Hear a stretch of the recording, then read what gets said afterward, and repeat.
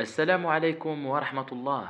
اضغطوا إعجاب للفيديو واشتركوا في القناة ليصلكم كل ما هو جديد.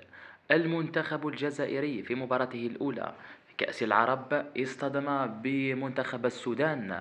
المنتخب الجزائري دخل بطموح الفوز، لكنه ظهر له واقع آخر. المنتخب السوداني متماسك، حقيقة يلعبون بالفريق الأول.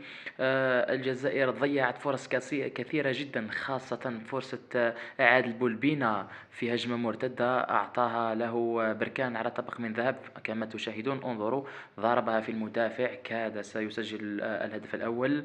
المهم الجزائر قدمت شوط أول متوسط أو دون الوسط، خاصة بعد طرد آدم والناس الذي زاد من متاعب المنتخب الجزائري. التعادل بطعم الهزيمة.